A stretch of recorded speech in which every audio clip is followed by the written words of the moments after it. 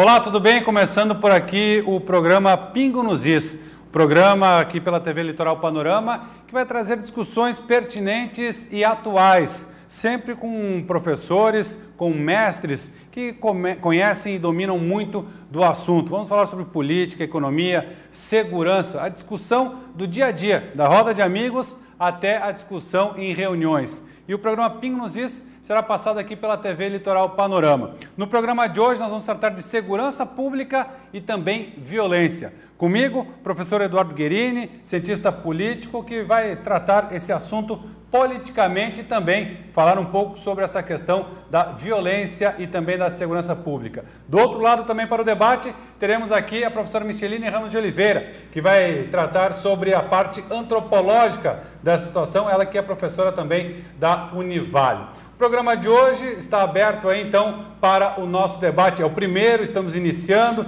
e estreando já com dois professores de peso e sobre um assunto polêmico. Vamos falar sobre segurança pública. Professor Eduardo Guerini, segurança pública, nós estamos aí cada vez mais chegando a nós problemas dos grandes centros, não é isso? Essa é uma realidade que os catarinenses estão sentindo e Balneário Camboriú também não poderia deixar de sentir essa gravidade que é a sensação de insegurança que o cidadão brasileiro e catarinense sofre hoje diante de um cenário devastador depois de uma crise social e política. E é evidente que nesse sentimento de sensação de insegurança pública, a primeira resposta que vem é um Estado mais forte, um Estado mais repressor, uma polícia nas ruas, a ideia de ostensividade da ação da segurança pública, e isso não resolve o problema porque há um componente estrutural na questão da segurança, que é justamente a desigualdade social, a falta de emprego, uma renda em queda, e isso fundamentalmente deveria ser tocado. Até mesmo as autoridades da segurança pública, no momento em que é nomeado o ministro da Segurança Pública, se cria uma pasta ministerial para a segurança pública que eu considero extremamente oportunista e que não resolverá o problema da justiça social. O que se vê hoje é um ministério dizendo que não adianta só levar a polícia, o exército, intervir nos estados por conta de uma gravidade que é visível, que tem tomado pelo menos a agenda política, inclusive abortando a reforma da Previdência. Sim. E isso significa dizer, em outras palavras, que a violência ela tem um conteúdo social, um conteúdo político e um conteúdo econômico que evidentemente merece ser estudado. O que chama a atenção é a falta de estatísticas com relação à criminalidade, e nós hoje vemos isso. As secretarias de segurança municipais, estaduais e o Ministério agora da Segurança, quando lança mão de um Plano Nacional de Segurança, não executa porque faltam recursos. E o próprio presidente Temer, quando reúne os governadores numa atitude bastante organizada, orquestrada politicamente, pretende lançar um pacote de 42 bilhões, sendo que destes 42 bilhões, apenas 5 bilhões serão desembolsados por esse governo. Então ele passou um cheque sem fundo para o próximo governante na questão da segurança. E o caso mais visível de toda a sociedade brasileira é a questão da intervenção federal no Rio. Resultado não da insegurança propriamente dita, mas da corrupção provocada por agentes públicos que saquearam o erário. Agentes públicos, inclusive, que estão vinculados ao partido do presidente. Estranhamente, não foi afastado o governador do estado.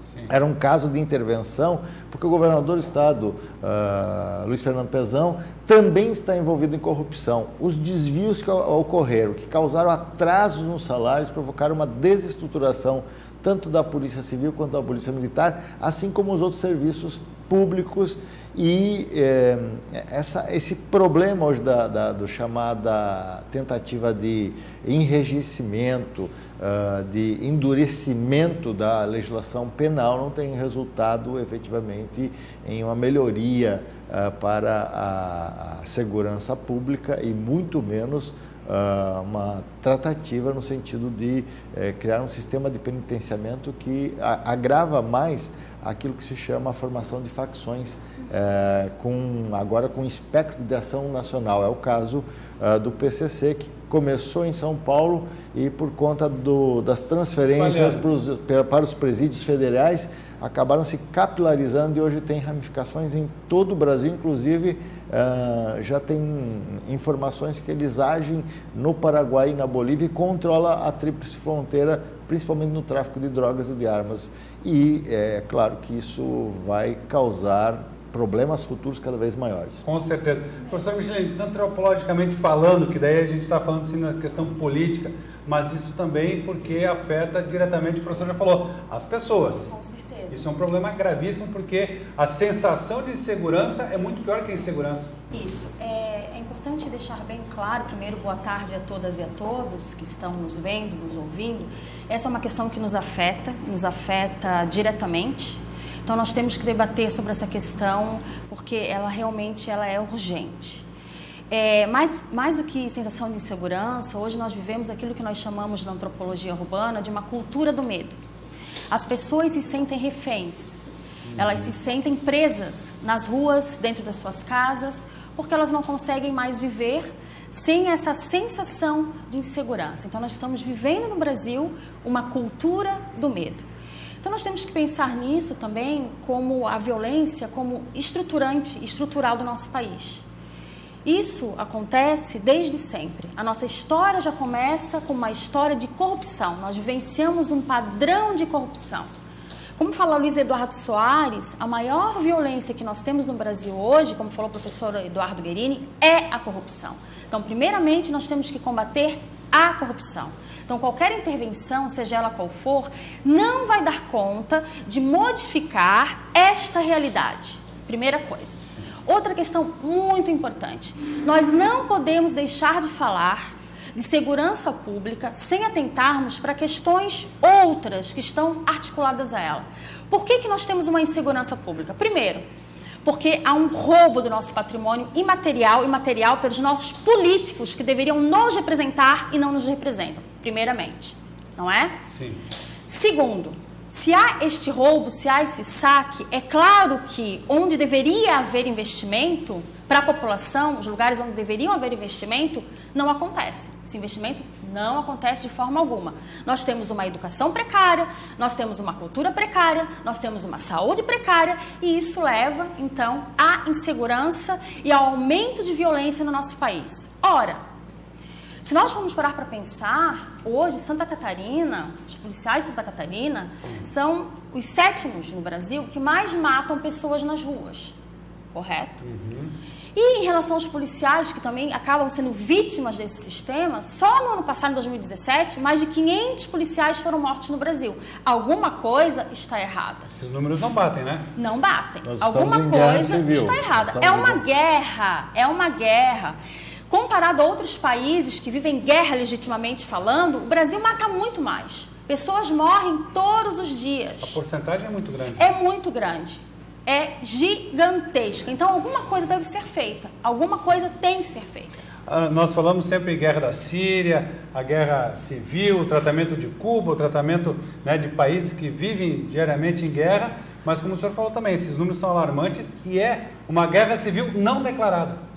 Ela não é declarada pelo governo, porque senão ele assinaria o seu atestado de incompetência política. A própria intervenção no Rio de Janeiro ela deveria ter ocorrido muito antes do que as vésperas da eleição de 2018. Mas não é só o Rio de Janeiro. 9 outros estados também estão com problemas, principalmente no Nordeste.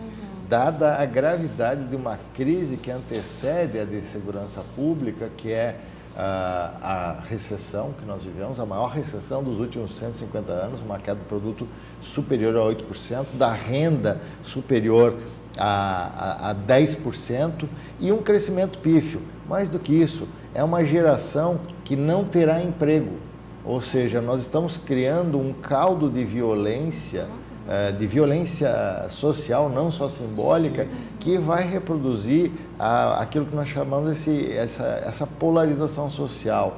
De um lado, nós teremos uma elite bem aquinhoada, com concentração de riqueza, ou seja, 1% da população brasileira, pegando os dados estatísticos hoje, detém aproximadamente 60% da renda. Isso é algo incompreensível. Então, nós precisamos de políticas sociais, de distribuição de renda e distribuição e de desconcentração da renda. Mais um dado importante, a maior parte dessas pessoas que estão sendo vítimas do processo de violência urbana, de violência social, são mulheres e negros e pobres. Então, esse substrato, ele perdura pelo menos nas últimas 3 décadas sem que nenhum governo, à direita, à esquerda ou ao centro, tenha resolvido. E daí, na emergência do escândalo da corrupção, se descobre que partidos políticos, que governantes, que estruturas de representação parlamentar pouco fazem para resolver o problema da segurança pública. Tem um dado muito importante, até buscando na Alba Zaluar, ela fala que a crise da segurança pública começa no golpe de 64, mas se aprofunda na Constituição de 88, quando não se define exatamente qual é o papel das polícias. Sim. Porque nós não deveríamos ter uma polícia civil, nem uma polícia militar, nós devemos ter uma única polícia. O ciclo completo, né? Aquele que é o ciclo de investigação e, obviamente, o ciclo de segurança ostensiva. Então, o processo todo, ele vai criando uma série de obstáculos à capacidade do Estado e, mais do que isso, grande parte das polícias hoje estão corrompidas nas milícias. Milícias que treinam facções criminosas. O próprio Exército não vai conseguir resolver. Quando você chama o Exército para uma ação interna, nós estamos declarando uma guerra interna. Então, a guerra civil foi declarada pelo governo. Embora ela não tenha assumido isso, nós estamos num processo muito perigoso. Mas o que falta é investimento em segurança pública, não. O que falta é investimento em políticas sociais que atendam à necessidade, porque não que exista uma correlação muito forte, mas existe uma relação entre emprego, renda crescente e diminuição da violência urbana. Na medida que você tem esse processo de degradação social, de degeneração, de pauperização, o resultado, os próprios responsáveis pela área de segurança dizem: quem vai para as áreas marginais, periféricas e carentes? Só a polícia. Ou seja, está faltando. O próprio ministro Raul Jungmann diz: é necessário levar além. O general interventor do Rio, ele diz que tem que levar além do Exército, levar políticas de saneamento, etc. A própria segurança pública entende que só a polícia não funciona. E nós vamos rapidamente ao intervalo, porque o tempo aqui passa voando, né, professor? Professor, a gente está trabalhando aí essa questão de segurança pública, é muito assunto ainda, e nós vamos voltar falando sobre essa questão, né? Só polícia adianta, funciona? Ou qual é a solução que precisa se começar a tratar? A gente volta logo depois do nosso apoio cultural, a gente volta já já.